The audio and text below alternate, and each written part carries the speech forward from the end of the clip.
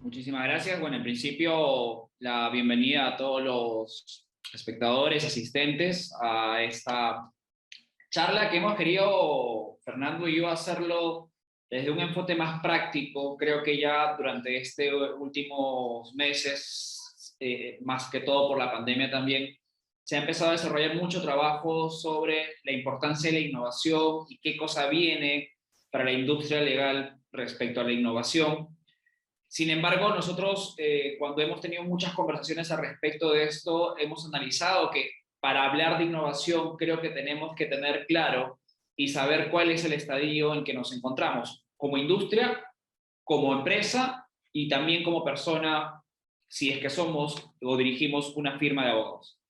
En esta oportunidad, la primera parte, yo me voy a encargar de hacer una introducción respecto al estado actual de la industria y después pasaremos con Fernando a desarrollar una serie de pasos que uno considera o que consideramos debería ser importante el aplicar.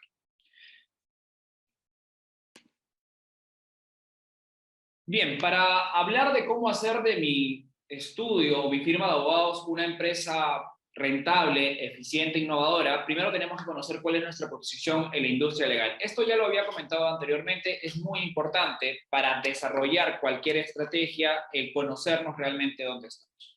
Ya anteriormente yo había desarrollado en una charla anterior, a través también de estrategia, respecto a cuál o cómo está conformado hoy la industria legal. ¿Por qué es importante mencionar esto? Porque en función a ello también nosotros podemos evaluar qué es y dónde estamos realmente, ¿no? Digamos, en la categoría de firmas de abogados está el tema del New Law, el B-Law.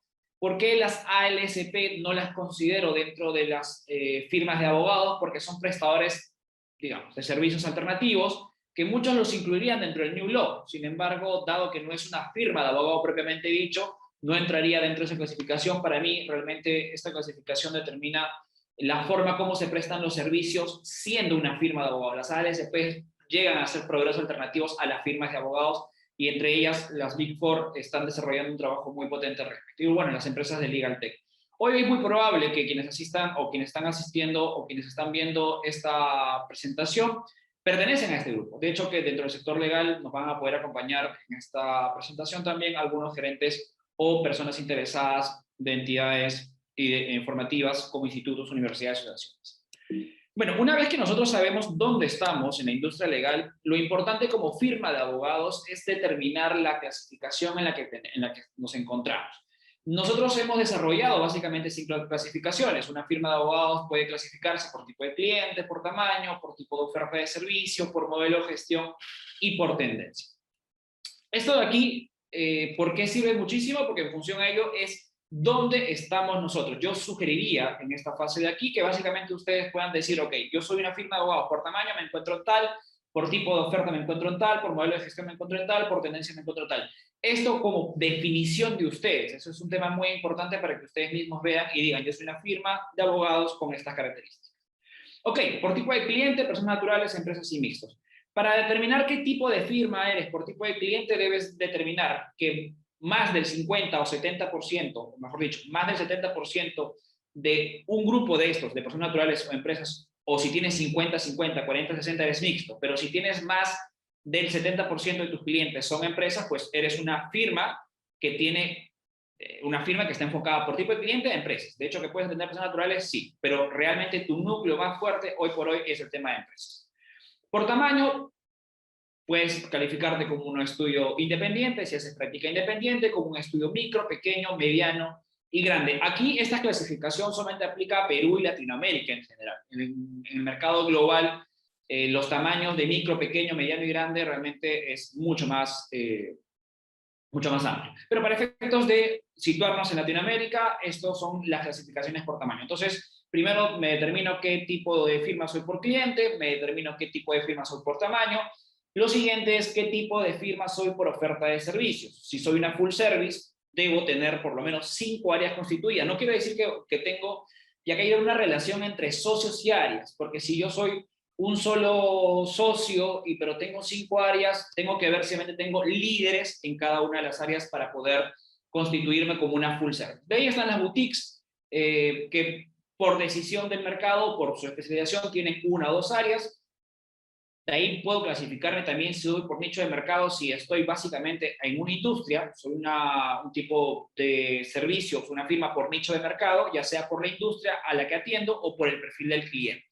Y finalmente tengo que también determinar si soy una firma de abogado por algún producto en específico. Esto ha surtido muchísimo efecto, por ejemplo, a lo largo de estos últimos años, que hay firmas que se constituyen básicamente para entregar un producto en específico.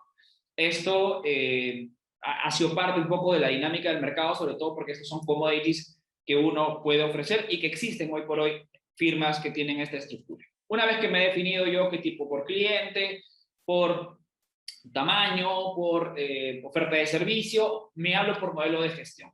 Aquí nosotros básicamente vemos tres modelos: el artesanal, el profesionalizado y el mixto. ¿Cómo determinar si realmente soy una firma por modelo de gestión artesanal cuando toda la administración tiene una alta dependencia del socio, ya sea del socio principal o de los socios en general? La gestión o la firma, la administración de la firma es muy sociocéntrica, todo depende del socio para que se mueva cada cosa y no hay reglas claras. Por lo tanto, si yo tengo esas características, soy una firma artesanal. Una firma profesionalizada, hay una baja dependencia del socio o del comité de socios, existe profesionales dirigiendo la administración y cada vez hay más reglas claras. Normalmente en las firmas nos encontramos en un modelo de gestión mixto. Existen equipo profesional, hay realmente equipo que se viene desarrollando, no tienen necesariamente toda la independencia que deberían tener como se aplica en otras industrias, pero finalmente existe un equipo profesional, hay una dependencia menor de los socios, existen reglas, aunque suele pasar de que no necesariamente se cumplen. O sea, existen los procesos, los protocolos, pero los primeros en a veces incumplir suelen ser los mismos socios. Entonces, muchos de los estudios hoy se encuentran en modelos mixtos. ¿Qué se debe hacer primero? Justamente una vez habiendo determinado ya el modelo o la clasificación en la que estoy, la pregunta que hacemos ahora es ¿qué se debe hacer primero? ¿Se debe innovar, se debe ser eficiente o se debe ser rentable? En esta discusión muchos dicen, no, es que puedes innovar sin ningún inconveniente. Pero si innovas, pero no es rentable, ¿realmente vale la pena innovar? Si innovas, pero no sabes realmente si estás utilizando todos tus recursos, ¿vale la pena innovar? ¿Realmente qué se debe hacer? ¿Se debe innovar primero y luego buscar ser eficiente? ¿Debo ser eficiente y luego ser rentable? ¿Por dónde comenzar? En principio debemos partir que todo en las organizaciones es un proceso. No podemos tratar de correr cuando todavía no tenemos los elementos bases para poder desarrollar. Esta es una premisa y es un dogma que yo trato de siempre aterrizar mucho cuando se habla de innovación, donde hemos hablado muchísimo y se habla muchísimo de lo que va a venir, de lo que va a venir. Yo trato de decirle a las personas, vayamos los pasos hacia atrás. Primero, como organización, muchos de los estudios no tienen realmente información de cómo están a nivel interno. No conocen sus indicadores, no tienen la información realmente, no tienen visibilidad de lo que pasa dentro de su firma. Entonces, ¿cómo innovar si no tengo información? Una vez que tú tienes la información, el siguiente paso es estructurar tu organización en función a lo que estás buscando. Por eso, importante la planeación. Una vez que yo tengo el estado actual de mi firma, después de eso, estructuro y planifico, nuestra propuesta es, teniendo esos dos elementos, el siguiente paso para que una innovación sea real, una innovación o un propósito dentro de una organización sea real, es habiendo desarrollado previamente estos pasos. Yo les voy a dejar ahora con una pregunta: ¿cómo medir tu estado de madurez para innovar? Lo que yo les voy a mostrar en este momento, les pido por favor, los que estén disponibles en sus computadoras, si no, igual en este momento dejaré a través del chat este test que hemos desarrollado, que es un prototipo, que es digamos, una versión menor a nuestro test de madurez que usualmente desarrollamos con nuestros clientes. Si en caso no puedes tú en este momento tener acceso a través de tu celular, puedas tú también copiar el enlace o poner el enlace que ves abajo, que es es.cybermonkey.com/r/ test estrategia grupo. Si no, lo voy a poner en este momento en el chat para efectos que ustedes puedan tener acceso a él. ¿A qué les va a llevar este test? ¿A qué les va a llevar cuando ustedes den clic ahí? Permítanme un momento.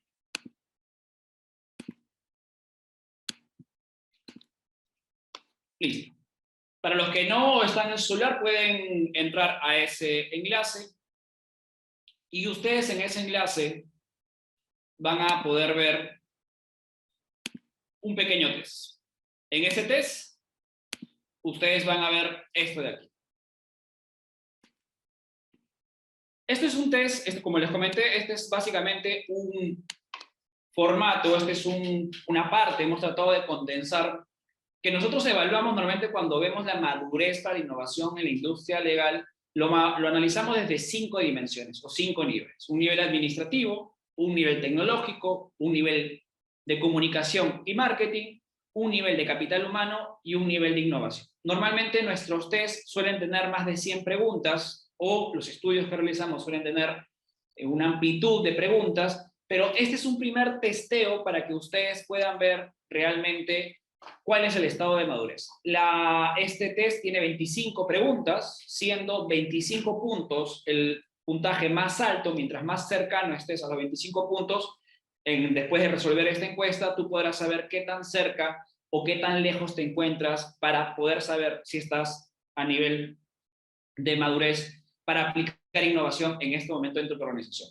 Esta es una primera herramienta que hoy quisiéramos dejarlo, que ustedes puedan utilizar y sobre la base de eso puedan ustedes primero ir analizando la información que se les ha proporcionado. Básicamente, en este caso, ustedes van a poder ir resolviendo algunas preguntas o ir haciéndose algunas preguntas de lo que realmente deberían tener. ¿Correcto? Esto los doy dejando a ustedes en este momento y doy pase a Fernando para lo que sigue, que es otra herramienta más que considero yo se puede aplicar en este momento para sus organizaciones. Fernando, te cedo la segunda parte. Muy bien, muchas gracias. Buenas tardes a todos. Vamos a tratar desde un punto de vista absolutamente práctico, porque ya el resumen de cómo está ahora mismo organizado el sector y los estudios de abogados, etcétera, ya lo ha dicho Wilfredo. Y yo voy a ir más a lo que es el motor de los estudios y qué es lo que ocurre dentro de ese motor. ¿De acuerdo? Estamos hablando de que la actividad legal ahora mismo, y esto todos ustedes, todos vosotros y vosotras lo habéis visto ya, ahora mismo hay un aspecto multidisciplinar total en el que los abogados están trabajando con todo tipo de personas a nivel global, todo tipo de profesionales, todo tipo de empresas. Ahora mismo el sector y los servicios que se están dando son mucho más sofisticados porque también lo son los nuevos nichos de mercado que están apareciendo, ¿de acuerdo? Y eso significa que va a haber que redefinir totalmente la forma de trabajar. Y es donde lo que dice Wilfredo toma sentido, que es innovar. ¿Cómo nos adecuamos a todo eso? A una realidad que obviamente en los últimos pues, casi 18 meses se ha transformado totalmente. Los objetivos de los estudios de abogados, los clásicos, los que yo siempre escucho cuando hablo con mis clientes y les pregunto, bueno, ¿qué es lo que queréis como entidad? Quiero crecer en facturación, en abogados, en número de áreas, en especialidades, quiero subir mis horas facturables, quiero captar nuevos clientes, quiero aparecer en los rankings internacionales, quiero tener presencia en redes, más media, quiero armar una línea de carrera para mis abogados, quiero trabajar en formación y capacitación, quiero tener una expansión internacional y hacer alianzas estratégicas, etc. Esto es lo más típico. Si luego cuando discutamos todos se os ocurren algunos más, pues agradezco que nos los digáis. Pero después están los que no me piden casi nunca, que es cómo sacar mayor margen sobre la facturación o sobre los costos en mis servicios con los clientes. O, por ejemplo, ponerte un objetivo de este año, facturando lo mismo, ser más rentable. Eso tampoco me lo han pedido nunca. Tampoco me han dicho, quiero tener 0 clientes con margen negativo. Para empezar, porque no saben, muchos estudios no saben si ganan o pierden dinero con sus clientes. Imaginaros una panadería que no sepa si gana o pierde dinero con cada unidad de pan que vende, ¿de acuerdo? Ahí tampoco tienen muy claro lo que es el aprovechamiento de las economías de escala. ¿Qué es el aprovechamiento de las economías de escala? Pues saber qué recursos son más baratos dentro de la estructura de tu estudio y en cuáles vas a tener que cargar más horas o menos horas de trabajo, más ocupación activa, para sacar mayor rendimiento. El control y la gestión inversa de las empresas de servicios jurídicos y estudios de abogados, que es una gestión de abajo hacia arriba. Hasta ahora, todo lo que se está haciendo es de arriba abajo, es decir, los socios son los que empiezan a gestionar todo y los que controlan a todos los asociados y abogados juniors que hay abajo. Lo que nosotros estamos proponiendo es, al contrario, autogestión por parte de la gente que está en la base y que ellos son los que les indican a los de arriba cómo están yendo cada uno de los asuntos que ellos llevan, ¿de acuerdo?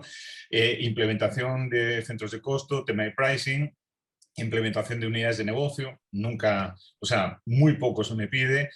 Por ejemplo, ahora yo he acuñado el término Micro Legal Project Management. ¿Por qué? Porque hay estudios muy pequeños que no puedes meterles toda la herramienta del Project Management legal, pero sí puedes tomar lo más esencial y lo más sencillo para empezar a funcionar. Y, por ejemplo, una cosa que rara vez es algo que me piden es rentabilidad por abogado, por unidad de negocio, rentabilidad por cliente o asunto, o por incluso grupo empresarial. Resulta que un estudio puede tener 5 empresas, con 3 están perdiendo dinero, pero con 2 están ganando muchísimo, pero no lo saben. Y entonces tampoco lo tratan así a la hora de hacer una estrategia, que es lo que hace Wilfredo con sus clientes. Entonces el costo por hora, abogado, área, estudio, y el margen por hora facturada, pues son cosas que también están, pues como están estos dos señores, mirando ahí abajo en el hoyo, ¿de acuerdo? Entonces, los recursos que teníamos antes, los de siempre, los que decía Wilfredo antes, pues era el tiempo que se trabajaba, se metían todas las horas del mundo, los socios y su capital relacional, es decir, las relaciones públicas y el estatus que tenía la sociedad o las relaciones que tenían a nivel político, etcétera, es lo que movía los estudios, la facturación y la facturación por horas, todo el tema de hacer lobby y después el número de doctores, el número de abogados, que eso era un indicador de si el estudio era muy bueno o representativo, etcétera. Ahora, ¿de qué estamos hablando? De tecnología, de data, de management, de marketing, de legal project management, de gestión de capital humano en base a competencias, habilidades blandas, etcétera, gestión del conocimiento. Ya es una empresa. Lo de antes era un estudio de abogados, ahora ya estamos hablando de empresa. Entonces, lo más importante ahora mismo es saber el qué queremos saber o el qué conocemos, para qué lo queremos saber, ¿de acuerdo? Y cómo lo vamos a utilizar. Es decir, cuando nos vemos al espejo, ¿qué es lo que queremos ser? Y en base a lo que sabemos de nosotros mismos, ¿cómo vamos a construir ese objetivo que tenemos? Entonces, saber, conocer y ser conscientes, el qué, es mirar hacia adentro. Tenemos que saber qué es lo que ocurre en nuestro negocio.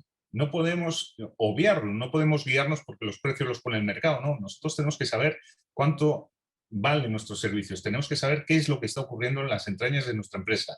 Para eso hay que querer hacerlo, porque es un esfuerzo y hay que tener voluntad. Y todo eso nos va a llevar a plantearnos, una vez que sabemos el qué, ¿para qué vamos a usar eso? ¿O para qué estamos trabajando? ¿De acuerdo? ¿O para qué estamos trabajando con este cliente? ¿Para qué queremos entrar en este sector? Etcétera.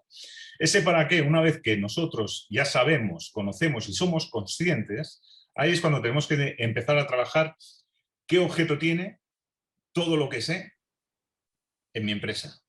¿Qué objeto le voy a dar? ¿Para qué me sirve? ¿De acuerdo? ¿Qué es lo que necesito? Y en base a cómo somos nosotros, que es lo único que nadie nos puede imitar, ¿de acuerdo? Que es la personalidad de cada uno, a partir de ahí es ver qué hago con lo que sé en base a cómo soy yo y cómo quiero mostrarme al mercado. Es decir, a partir de ahí, ¿cómo hago para salir con toda esa información? ¿Cómo lo puedo hacer? Como lo hace la tradición, como se ha hecho siempre, como todo el mundo dice que hay que hacer. ¿Quién es el que dice que hay que hacer esto así? Todo el mundo. El mercado, por ejemplo. Entonces, ¿qué vamos a hacer? ¿Proactivos o reactivos? ¿Vamos a reaccionar dependiendo cómo funciona el mercado o nos vamos a adelantar vía estrategias, etcétera, etcétera, etcétera, para estar siempre un paso por delante? Vamos a movernos por las necesidades personales que tenemos. En el momento que todo nos va muy bien, no nos preocupamos, y cuando nos va muy mal, 2020, 2021, es cuando empezamos a mirarnos el ombligo, ¿de acuerdo? Entonces aquí es cuando ya decimos, ¿queremos ser eficientes? Es decir, ¿queremos hacer las cosas bien? ¿Queremos ser eficaces? que eficaces es hacer lo correcto, porque tú puedes ser eficiente en algo que no es necesario y no es lo correcto porque no es lo que necesita tu empresa en ese momento, ¿de acuerdo?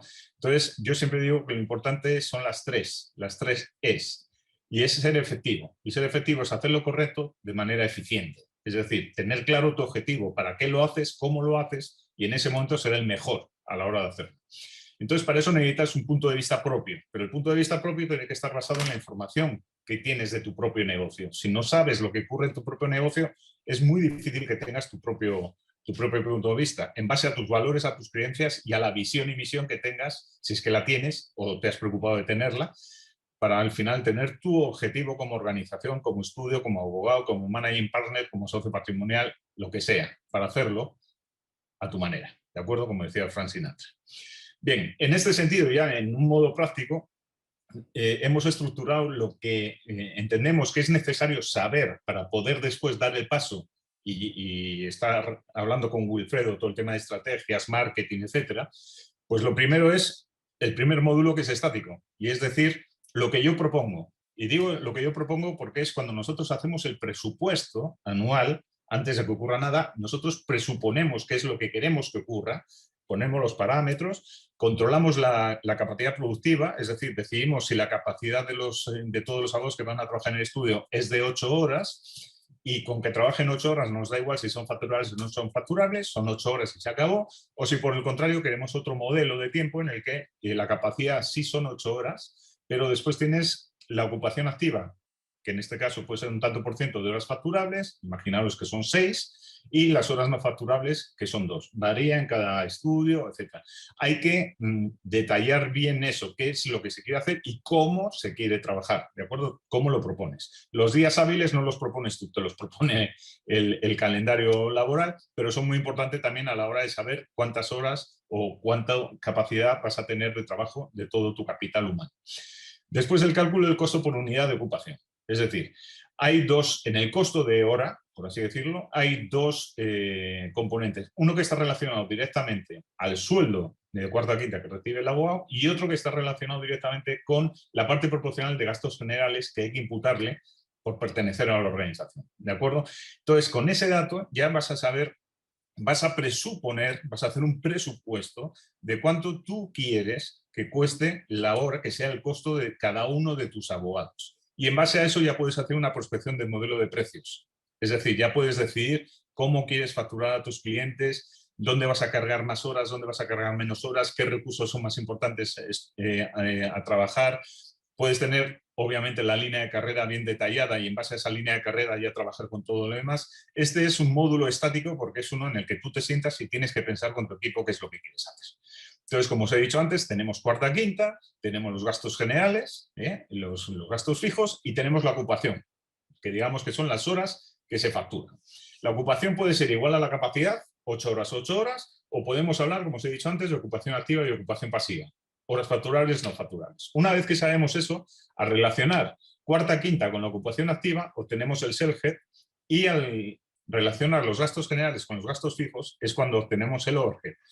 Y sumando esos dos, obtenemos el coste por unidad de ocupación o de capacidad de cada uno de los abogados. Es decir, cuánto nos cuesta la hora. Independientemente de que luego, que esto es otro debate, nosotros les facturemos o no por horas. Pero incluso cuando vendes un servicio, tú tienes que saber cuánto tiempo tardas en darlo. El módulo 2 ya es dinámico. ¿Por qué es dinámico? Porque se basa en la experiencia que vas teniendo a la hora de trabajar. Y es el control mensual que vas a llevar sobre la capacidad, la ocupación, es decir, los datos mensuales y trimestrales de cómo se está trabajando en el estudio, qué horas están siendo facturadas, cuáles no han sido facturadas y por qué no se han estado facturando, porque son investigación, el peruano, coordinación interna de equipos, etcétera. El control mensual de los días hábiles, no solo de los días hábiles, sino el tema de vacaciones, porque hay estudios en los que se dice hay que trabajar 140 horas al mes todos los meses, pero tú tienes 22 días de vacaciones, hay meses en los que hay 2 o 3 feriados, entonces no puedes decir me vas a trabajar independientemente de lo que ocurra a 140 horas, porque eso significa que tienen que facturar 9 horas al día, ¿de acuerdo? Entonces, una vez que hagas eso, ya el control mensual de los sueldos, cuarta, quinta, ver qué es lo que está ocurriendo, y a partir de ahí trabajar en el control mensual de cuáles son los costos fijos, los costos variables y, lo más importante, los los gastos de explotación, que son imputables a cada cliente. Es decir, lo que te estás gastando en la actividad comercial o en trabajar con cada cliente, que eso no puedes imputarlo a los gastos generales, sino que se lo tienes que imputar a la cuenta de resultados de ese cliente, de ese asunto o de ese grupo empresarial, ¿de acuerdo? Y después tienes los gastos de capital, que es lo que vas a invertir en maquinaria, tecnología, etcétera, para poder dar un servicio. Control, gestión del conocimiento, gestión documental, etcétera, que hoy en día es algo esencial. Y después hay que hacer la comparativa entre el costo real y el costo de ocupación activa, que es entre lo que tú has presupuestado, lo que tú dijiste que iba a ocurrir y lo que realmente está ocurriendo. El módulo 3 ya estamos hablando de lo que sucede afuera, en base a facturación. Ahora hemos hablado de lo que sucede dentro, ahora estamos hablando de lo que sucede afuera. Es decir, el control de la facturación por cliente, en qué moneda estamos facturando, cómo nos va a afectar la subida o bajada del tipo de cambio, etcétera. El control de los gastos variables de explotación, la ocupación por cliente y por asunto, por unidad de negocio, por centro de costos o el estudio a nivel global, si estamos o no en los parámetros en los que nosotros marcamos. Y si no estamos, si ha sido por decisión propia o si ha sido por decisión del mercado o del cliente o sencillamente por imputables que no, imponderables, perdón, que no podíamos verlos llegar, ¿de acuerdo? Entonces, a partir de ahí hay el control de costos y de desviaciones sobre el presupuesto, como os he dicho antes, y ya el cálculo de lo que es el margen por cliente. Este es el gráfico que ya os había puesto antes, ¿de acuerdo? Pero ahora estamos hablando de los gastos variables. Los gastos variables junto con la facturación es por cliente, por cada cuenta de cliente, si queremos llevarlo por asunto, relacionado con la ocupación activa y el coste de cada unidad de ocupación activa, pues nos va a decir cuánto hemos facturado, los gastos que hemos tenido con ese cliente y en la ocupación y el coste ya estamos imputando la parte del sueldo y la parte de los gastos generales de cada abogado en la parte proporcional que ha utilizado para ese servicio. Y ahí es donde podemos obtener la rentabilidad del cliente. El módulo 4 es un módulo dinámico de creación. Es decir, se trata ya de diseñar lo que yo quiero fuera. Ya no es presuponer. Ahora es decir, yo quiero esto. Entonces, ¿cómo lo presupones? Modelo de ingresos, precio, volumen, periodicidad, el proceso de facturación, cómo lo vas a hacer, todos los acuerdos con los clientes, los precios, el método de facturación y el proceso en cuanto a análisis, diseño e implementación, de acuerdo a nivel de escalas, por economías de escala, por jerarquías dentro de lo que es el capital humano. El establecimiento del sistema tarifario, cálculo de tarifas y lo más importante, cronología de facturación, que yo a esto le llamo el control de los reflejos de financiación. ¿Qué es el control de los reflejos de financiación? Cuando tú pactas con un cliente que, por ejemplo, el servicio va a durar 2 años y le vas a cobrar en 3 veces, hay que ver si el costo hasta que te llega el primer pago o el segundo pago, el costo que vas a emplear, los costos de todo tu capital humano y todo el servicio que le vas a dar, si es mayor o menor o igual que el ingreso que vas a obtener. ¿Por qué? Porque tienes que ver si estás financiando a tu cliente o no le estás financiando con el acuerdo al que has llegado, ¿de acuerdo? Entonces, esa implementación del sistema tarifario, el modelo de facturación y el modelo cronológico de facturación es esencial por las tensiones de tesorería, que puedas tener, por la liquidez que puedas tener en el banco, por todo el dinero que está en la cuenta de tu cliente cuando debería estar en la tuya, etc. Entonces, el módulo 4 también, en cuanto a la creación, es lo que os estoy hablando ahora. Imaginaros las formas de facturación. Tienes un fee fijo, ¿de acuerdo? Puedes cobrarle a tu cliente por hitos, por negocio, es decir, oye, por este negocio te voy a cobrar tanto, o al final por horas. Si tienes un 60% con un fee fijo, un 13% por horas y el negocio un 8% y los hitos un 19%, pues obviamente esta forma de facturar te va a demandar una liquidez y un capital circulante distinto a que si estás pactando, por ejemplo, el 60% de negocio. Es decir, a buen fin. Por ejemplo, oye, si sale el negocio yo me vuelvo socio estratégico tuyo y voy a cobrar tanto, pero hasta que salga eso es dentro de 2 años. Ok, y durante esos 2 años, ¿qué es lo que va a ocurrir con tu caja? ¿Qué es lo que va a ocurrir con tu tesorería? ¿De acuerdo? Sin embargo, si ahora ya lo que decimos es que por hitos vas a tener el 60%, pues entonces ya lo que tienes que hacer es calcular lo que hablábamos antes para controlar la financiación que le vas a dar al cliente. Si tú vas a ir cobrando por hitos, tienes que tener bien calculados en esos hitos por lo mínimo es conseguir cubrir los costos que tengas en ese periodo, ¿de acuerdo? Si quieres dejar el beneficio a buen fin o como un bono de éxito, etcétera, ya es una decisión comercial tuya, ¿vale? Pero tienes que saber qué es lo que está ocurriendo. Y si al final lo que estás haciendo es, vaya, aquí se me ha colado un gráfico. Imaginaos que solamente la que quedaba ya era que el 60% es por horas. Si el 60% es por horas, pues lo único que tienes que controlar es cobrarle al cliente y no tener ningún problema. Vas a tener mucha más liquidez, etcétera. Tienes que ver si te paga 30 días o si te paga a 60 o 90 y preparar todo eso. El módulo 5 es un módulo dinámico de análisis en el que ahí ya lo que hacemos es el control interno, el reflejo de lo que ocurre afuera, adentro. ¿De acuerdo? Entonces empezamos con el control individual de la ocupación activa y de la facturación.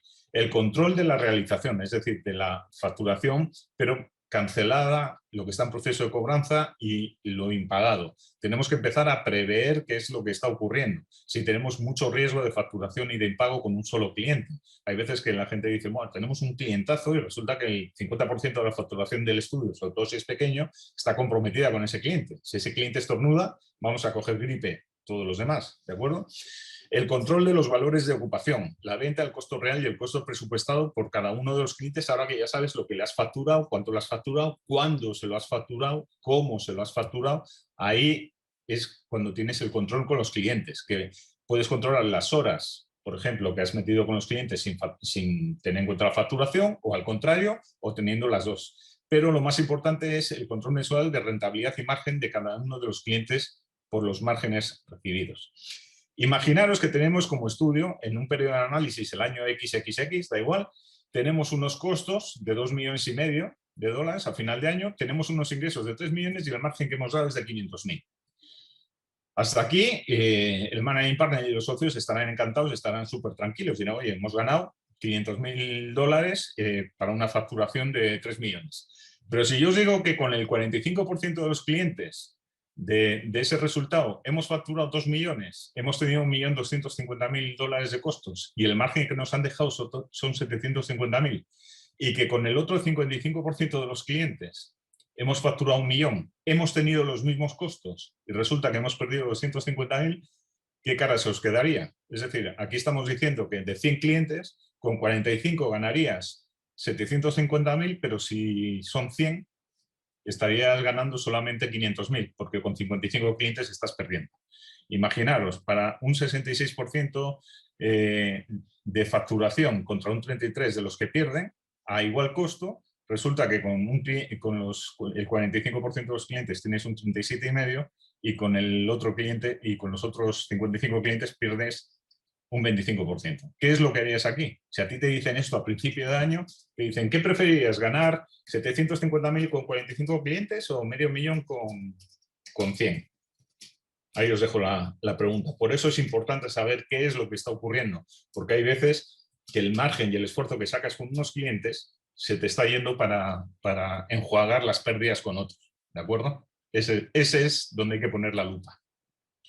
El módulo 6 es un módulo dinámico de análisis ya del equipo, el control de la actividad del capital humano. Pero ese control, lo que estamos proponiendo es que ya se formen a los abogados para que el control sea de abajo para arriba, no que haya un control desde arriba, decir, oye, ¿cuántas horas han metido? No, aquí ya lo que se trata es de que los propios abogados, cuando trabajen, vean las desviaciones que tienen en horas, analicen por qué y sean capaces de contar al jefe de equipo, al inmediatamente superior, qué es lo que está ocurriendo, por qué está ocurriendo y qué medidas se podrían tomar para eso. Es cambiar totalmente la forma de dirigir los estudios. Es hacerlo de una manera más transversal, en la que todos los equipos gestionan desde abajo y en el minuto 1 todos los asuntos que vienen y que pasan por sus manos y tratan de hacerlos rentables en cuanto a cumplir con todas las metas y todos los parámetros que se han puesto previamente, ¿de acuerdo?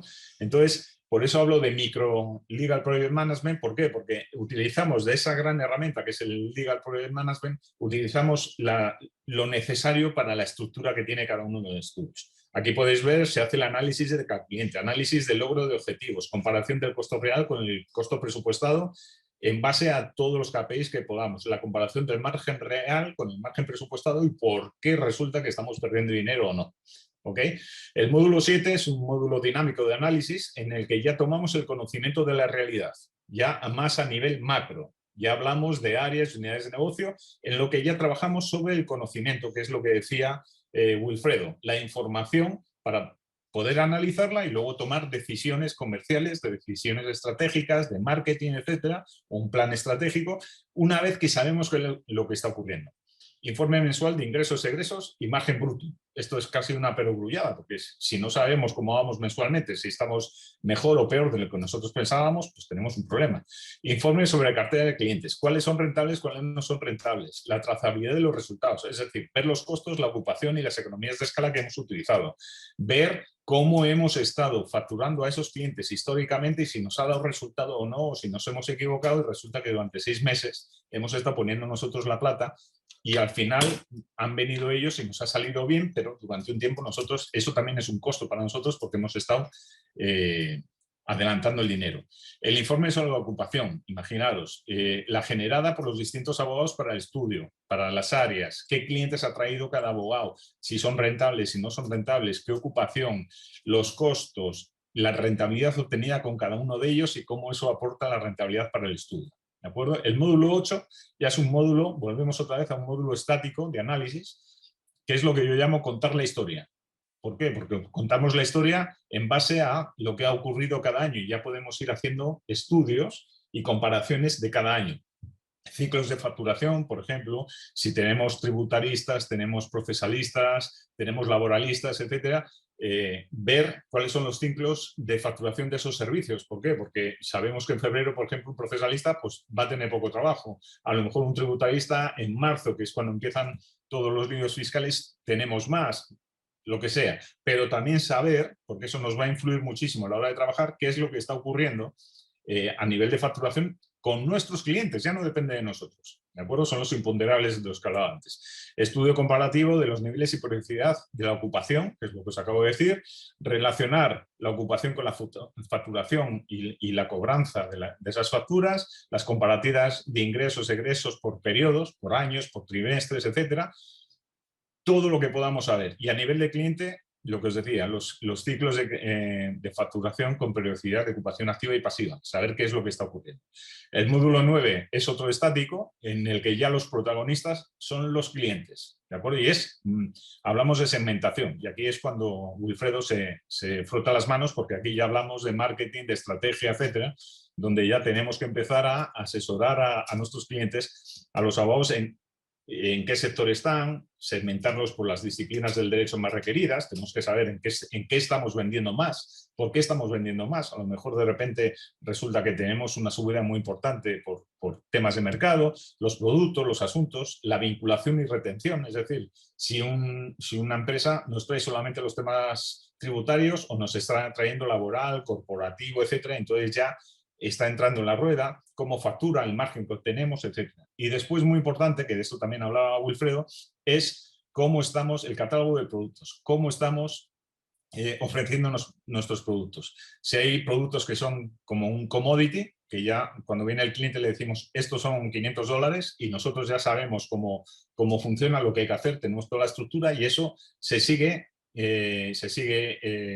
todo el procedimiento que hemos creado y hasta hay otros que son procesos, por ejemplo, puede ser temas tributarios a la hora de pegarte con la SUNAT, hay que seguir unas normas, pero ahí ya el abogado, el criterio, etcétera, entra más en juego. Después están todos los productos que vendemos en base a experiencia, en los que ya vamos buscando un abogado que sabemos, y aquí los rankings, etcétera, son importantes, y sabemos que son buenos y no lo van a solucionar, y después tenemos el expertise, que ya son abogados que son súper expertos en este tema, son los capos, por así decirlo, y que además a nivel de ingresos ellos pueden cobrar lo que quieran, pero es que además el cliente lo va a pagar porque sabe el valor añadido de tener un abogado así en su asunto.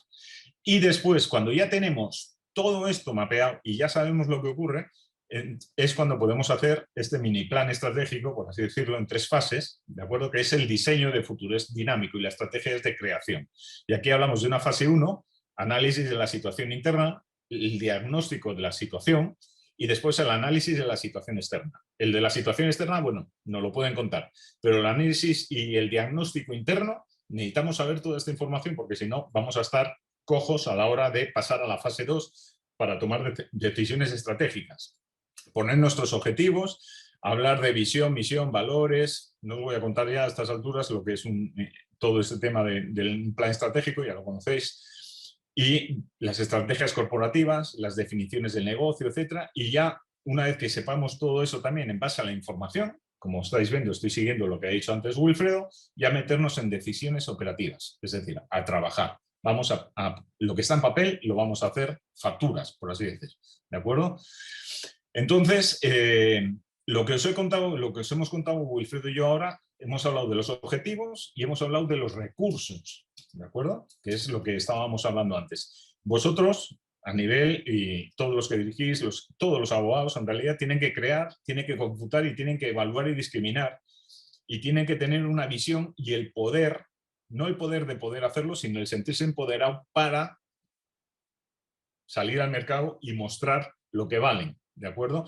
Pero todo en base a información, o sea, los ladrillos con los que vas a crear realmente todo, en base a conocimiento, en base al desarrollo de habilidades y herramientas que pueden ser también herramientas técnicas, tecnológicas, etc. Y ese conjunto, al final, es lo que va a hacer que todo el estudio pueda ser más rentable, más eficiente y a partir de ahí empezar a innovar. ¿Por qué? Porque sabemos perfectamente lo que está ocurriendo en nuestra cocina y podemos sacar unos platos, por ejemplo, si hablamos culinariamente, podemos sacar unos platos más o menos complicados o más o menos singulares, pero que interesan.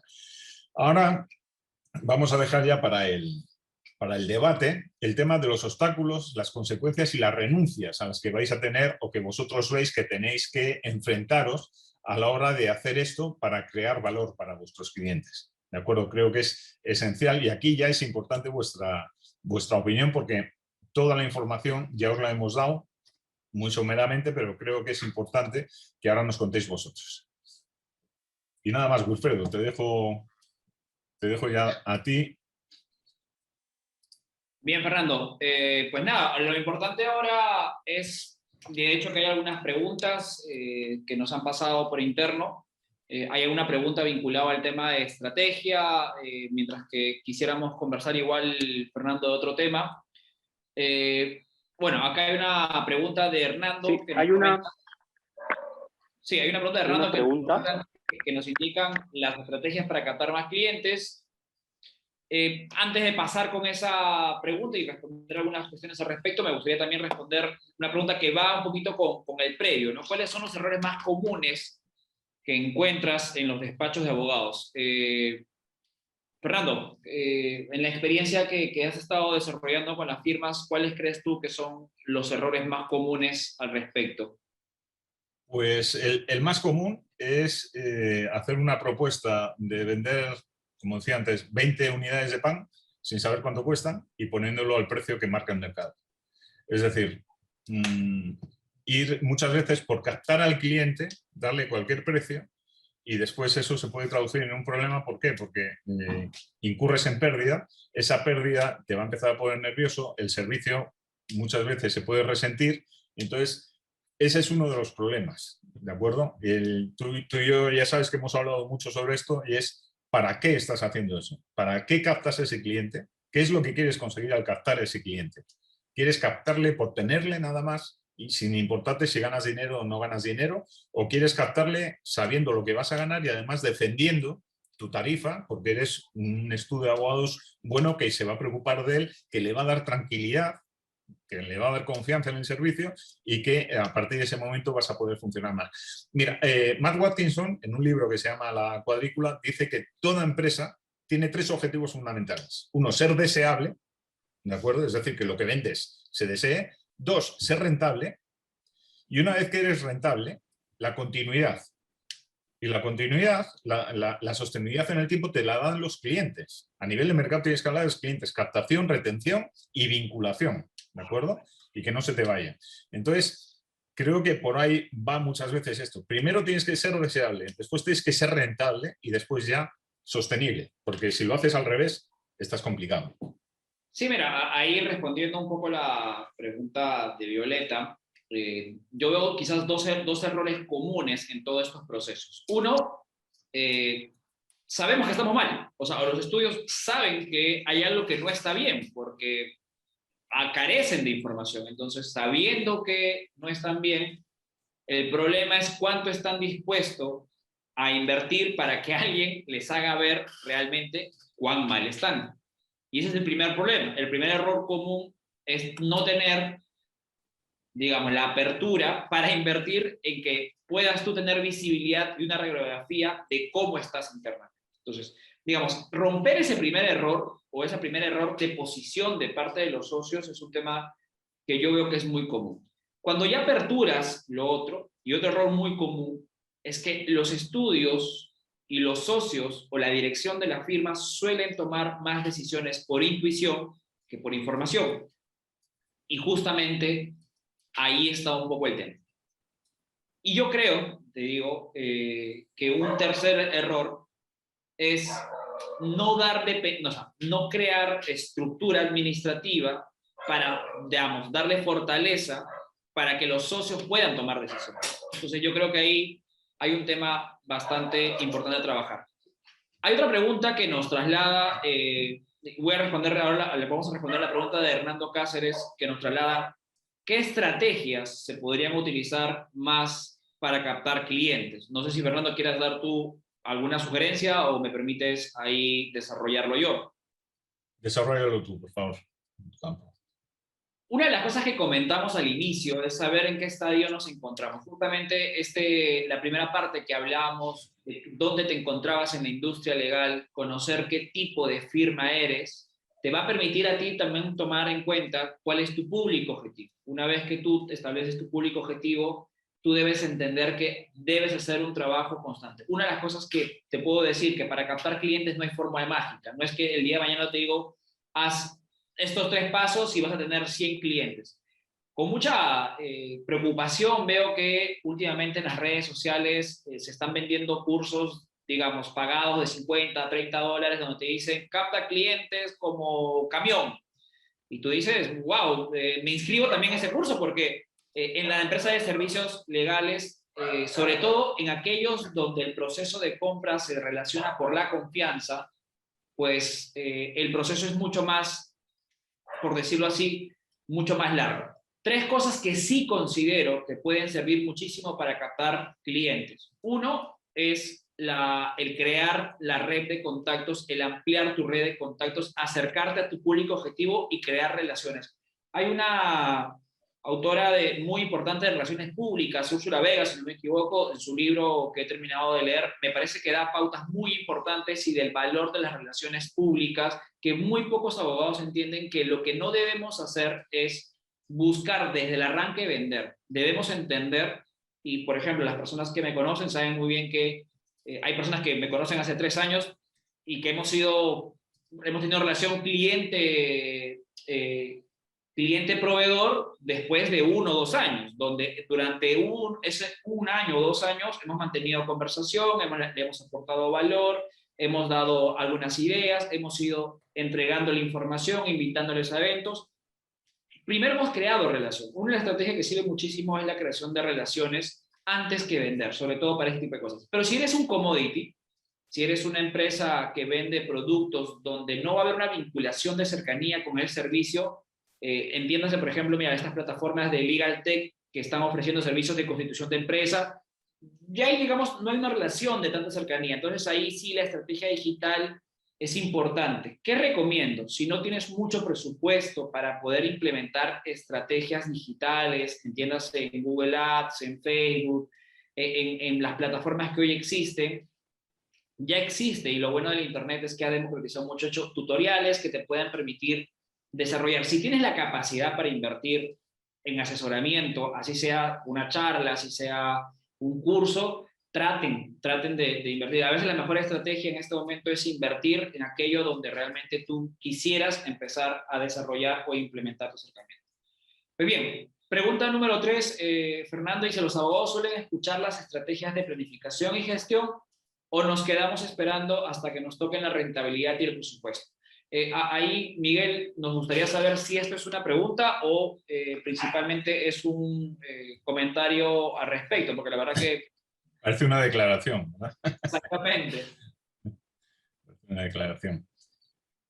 En su experiencia, no, Miguel nos cuenta, ¿no? En nuestra experiencia, los abogados suelen escuchar las estrategias de planificación y ejecución o se quedan esperando tocando la rentabilidad del presupuesto.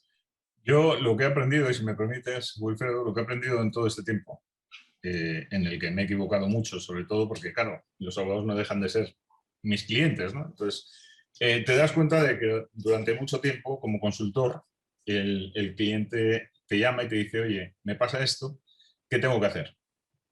Y tú le dices, bueno, pues en este caso tendrías que hacer esto, esto, esto y esto. Ok, vamos a por ello. ¿Seguro? Sí, vamos a por ello. Perfecto.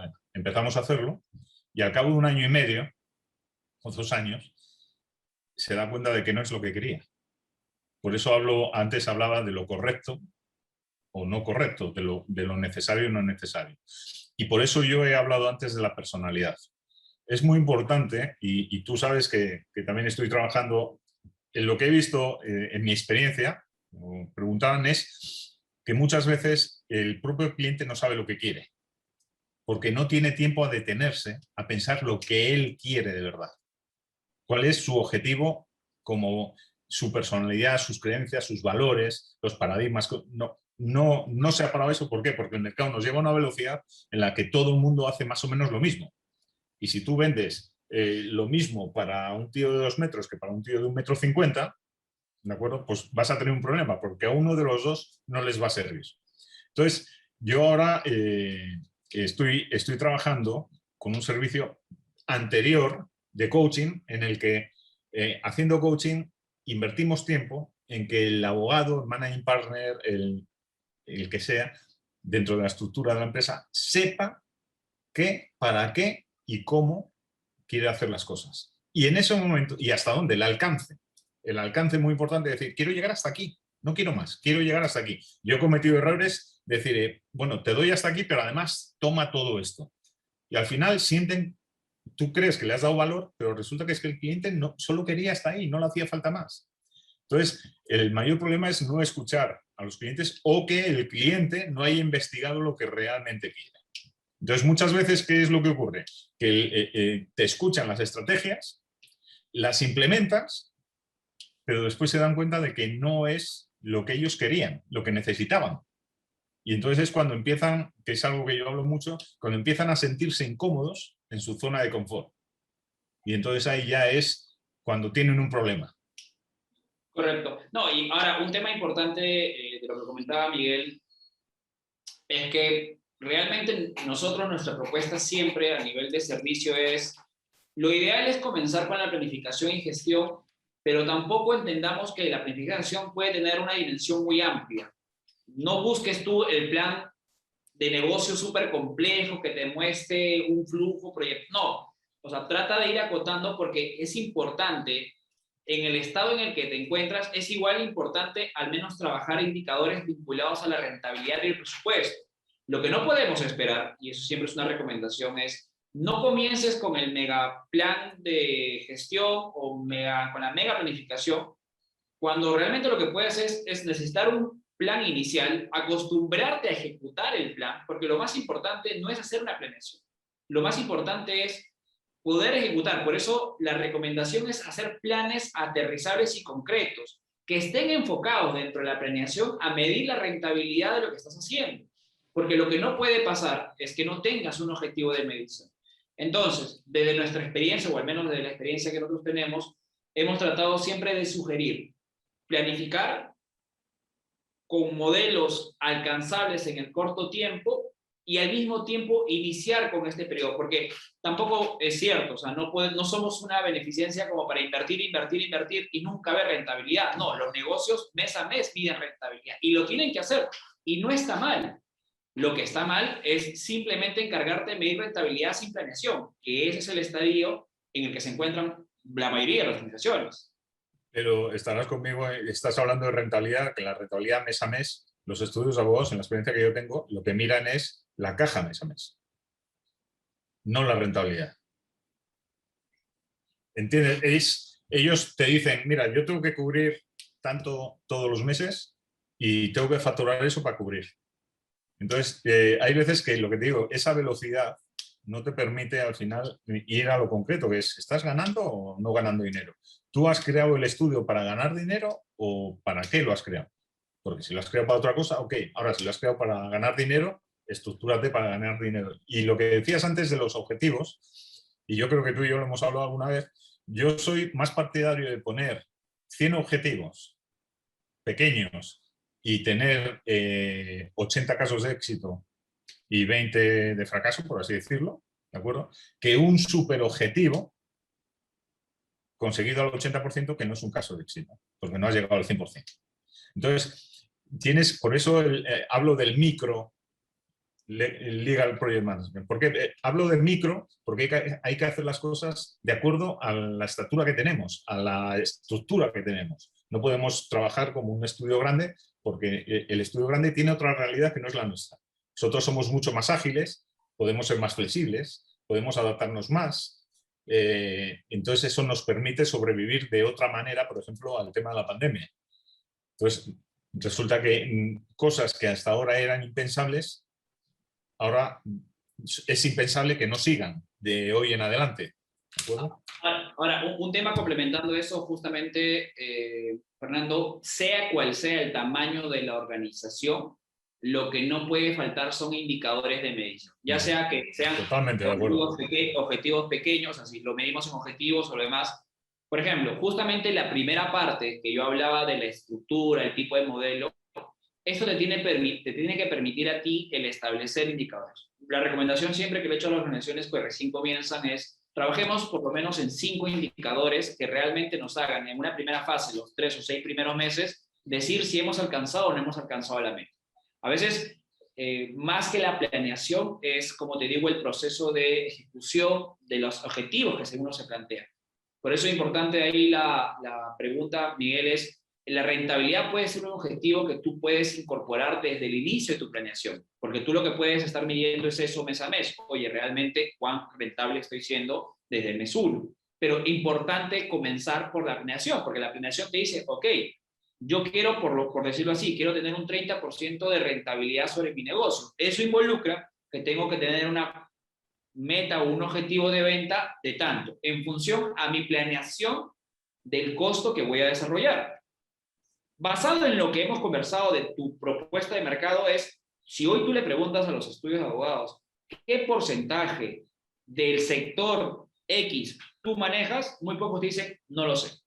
¿Por qué? Porque, por ejemplo, no se trazan objetivos de ese tipo. Entonces, ¿cómo puedes medir, por ejemplo, cómo puedes trazar un objetivo de ese tipo? Tú comienzas como empresa y dices, ok, en la industria tal existe una dimensión de 2.000 clientes. Mi objetivo es agarrar el 5% de ese mercado. Perfecto, entonces ya te trazaste un objetivo con lo que vas a medir. Entonces, por eso es importante la planeación, porque al mismo tiempo puedes atar el tema de la rentabilidad del presupuesto, porque tú dices, ok, si mi objetivo es tanto, ¿cuánto necesito previamente? Y por eso partíamos de, no podemos hablar de innovación si es que no tenemos información. Porque mucha gente lanza prototipos de startups, de empresas, y no dimensiona realmente cuál es el mercado. Hace poco, un estudiante me contactó y me decía, Wilfredo, quiero lanzar mi aplicativo para el mercado. Y me dijo, porque mi aplicativo va a cambiar el mundo. Y yo ahí le comenté, ya hay experiencias de firmas grandes que lanzaron aplicativos y hoy fíjate cuál ha sido un poco el resultado que han tenido. No han tenido los indicadores, ni han podido monetizarlo, ni han podido desarrollarlo, porque eso involucra todo un trabajo. Por eso que siempre es importante, cualquier cosa que se desarrolle como organización, como firma, partir por tener la información correcta o partir por levantar la información que se necesite, sobre todo para plantear objetivos y sobre todo para plantear indicadores, y que esto permita finalmente sincerar realmente la rentabilidad y el presupuesto que se debe tener, ¿no? Ahí quiero puntualizar, o sea, no puntualizar, aportar más, que no sé si a ti te habrá pasado, pero a mí me ha pasado de ir a visitar a estudios y decir, no, nosotros somos eminentemente tributaristas. Y, muy bien, tenemos tantos tributaristas, etcétera, y vale. Y cuando nos metemos en los números, resulta que llevan 2 años facturando mucho más en corporativo, por ejemplo. Entonces, Claro, no, y aparte ahí hay dos fenómenos que también pasan. O sea, uno, son más tributaristas por marca que realmente por negocio. Y pero es no una necesariamente, incoherencia. totalmente, pero no solamente eso, suele pasar también que tú ves que su área más rentable no es la tributaria, porque Claro, como son muchos, a veces cuando tú tienes un área de especialización, es importante dentro de la planeación, es importante realmente ver la fortaleza de la estructura interna. Por eso lo que hablabas tú, ¿no? ¿Cómo innovamos? ¿Cómo planeamos? Si es que no realmente sabemos dónde tenemos fortalezas, porque si tú tienes una cartera de clientes vinculados a temas, voy a ponerlo así, tecnológicos, hay muchos estudios que realmente tienen una cartera impresionante tecnológica, pero como siempre han visto industrias de extractivas, dicen, oye, no, pues mi firma es extractiva. Y quieren sacar productos, proyectos vinculados a esa industria. Cuando esa industria puede estar saturada, puede ser que la cuota de mercado no sea la misma. Entonces, finalmente el planeamiento, la información sirve para la toma de decisión de cualquier elemento que uno puede desarrollar. Fernando, una pregunta más que nos pasaron por interno. ¿Con qué comienza? Digamos que hoy las personas que han participado de este evento, uno se llevaron este test de madurez de la madurez de la organización para innovar. Ellos lo pueden aplicar y bueno, ahí podrán ver que hay como una especie de listado de cosas que hay que hacer. Es importantísimo que ellos se puedan llevar esa información. Lo vamos a poner justo en el chat del evento que se creó en LinkedIn. Vamos a ponerlo ahora también en Facebook para que lo puedan llenar libremente y sin ningún inconveniente. Pero desde tu perspectiva, digamos que una persona quisiera empezar a implementar estos 9 módulos, estos 9 pasos que has tú desarrollado de forma detallada.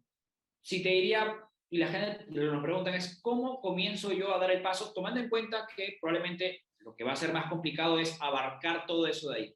¿Cómo tú guiarías un paso a paso a las personas que están comenzando en su organización o que quisieran por lo menos dar el primer paso? ¿Sabes qué? Me gustaría tener un primer paso para, ya sea que plantees alguna herramienta, ya sea que proporciones, digamos, como un pequeño checklist, alguna recomendación que tú puedas trasladar para efectos de aterrizar esto en su organización en el corto plazo. justamente tenía aquí apuntado una palabra que es no, dos palabras, no invasivo. Entonces, lo primero que tienen que tener es paciencia. ¿Por qué? Porque es un procedimiento largo el ir ordenando esto, ¿de acuerdo? Lo primero es hacer el presupuesto. Si no has hecho el presupuesto, es decir, lo que tú quieres ser en ese año, lo marcas en un presupuesto y te ponen los parámetros. ¿Ok? Si no lo tienes, a estas alturas, que ya el mes que viene es el sexto mes del año, lo que sí puedes hacer es un estudio de lo que ha ocurrido estos 6 meses hacia atrás y ver cómo te has comportado en estos 6 meses y sacar todo lo que hablábamos, o sea, ya no obviar el tema del presupuesto. ¿Por qué? Porque ya estás en el sexto mes, entonces puedes hacer una simulación, pero lo que sí puedes ver es lo que ha ocurrido en estos 6 meses. Y en base a eso empezar a sacar, pasar a la fase 2 y a la fase 3, que es el control mensual hasta diciembre. Con eso, ¿qué es lo que vas a obtener? Y además digo, lo que desaconsejo totalmente es meterse a hacer en un año los 9 módulos o 10 módulos, porque es imposible. Es imposible, ¿por qué? Porque es invasivo. Es decir, va a llegar un punto en el que vas a tener que trabajar muchísimo y lo que hay que hacer es facilitar también el trabajo dentro del estudio. Que implementar las cosas, no implantarlas. Implementar es hacerlo con la gente, con tu equipo, implantarla es llegar tú, decir esto se hace porque sí y se acabó. Entonces, lo que yo aconsejo ahora mismo, de aquí a final de año, por ejemplo, no sé qué pensarás tú, lo mejor sería ver qué es lo que ha ocurrido y a partir de ahí y ver lo que ha ocurrido como módulo 1, estático, ver lo que ha ocurrido. O sea, nos sentamos y vemos todo lo que ha ocurrido. Y después, de aquí a diciembre, el módulo 2 y el 3, ver qué es lo que está ocurriendo todos los meses con respecto a los 6 meses con los que ya hemos trabajado y después ver qué es lo que a nivel interno, que es el módulo 2, y después ver qué es lo que ocurre fuera. Y lo que ocurre fuera con nosotros es con nuestros clientes, ver el comportamiento de los clientes, cuándo hemos facturado más, cuándo hemos facturado menos, en qué sectores le estamos facturando mucho más o mucho menos, si lo hacemos a personas físicas o a personas jurídicas, si lo estamos haciendo en tributario, en laboral, en lo que sea, en arbitrajes, todo eso. Y desde luego, bueno, el tema del control de costos creo que es algo que ya no hay que contárselo a nadie, porque si hay algo que se ha hecho es una mirada interna en el 2020 para reducir al máximo lo que era necesario. Y se ha visto que sí se podía vivir así. Entonces, yo en principio, y siempre lo digo, ¿no? Este proceso lo que no puede hacer es parar o entorpecer la actividad de tu estudio. Entonces hay que ir poco a poco y además la gente tiene que ir interiorizándolo. Y es esencial hacerlo con el equipo, porque si lo haces tú solo es como gritar en el desierto. O sea, Y ahí aprovechando quizás la recomendación, porque veo que dentro de los espectadores hay personas que ya manejan data, manejan información. Sería interesante, por ejemplo, que ellos hagan un contraste con la presentación de hoy, con el listado de indicadores, con el listado de información para ver la posibilidad de que ellos también puedan conseguir, porque lo más importante siempre es trabajar con data. O sea, cuando ya la firma ha generado la data, digamos, ya tienen una plataforma como el Time Manager, que tienen su propio registro de horas y todo lo demás, digamos, ya con ese procesamiento de data, la recomendación sería, por ejemplo, que las personas pudieran hacer un constante y sacar y levantar esa información para poder empezar a encontrar esos indicadores. Y que si no lo tuvieran, el empezar a decir, ok, ¿qué me falta para llegar a esta información? Porque lo importante, lo que yo he visto en tu modelo, es que tú estás diciendo exactamente qué es lo que tienes que medir. O sea, rentabilidad de tal cosa por tal cosa. Y eso, no, por no, ejemplo, es una herramienta bastante no, importante. no es tanto lo que tienes que medir, ¿de acuerdo? Sino la información que tienes a tu disposición para hacer lo que tú quieres. Porque si tú eres un estudio de abogados en el que no quieres controlar las horas facturadas, porque consideras que tus abogados trabajan 8 horas y se acabó, pues entonces lo que sí puedes hacer es controlar la rentabilidad por asunto, ¿de acuerdo? Y entonces, si tú tienes este año, de aquí a, imagínate, de julio a diciembre, cada asunto nuevo que te entre, consigues que no sea deficitario, pues ya está. A mí lo que me preocupa es cuando les pregunto, ¿y con cuántos clientes pierdes dinero? No lo sé.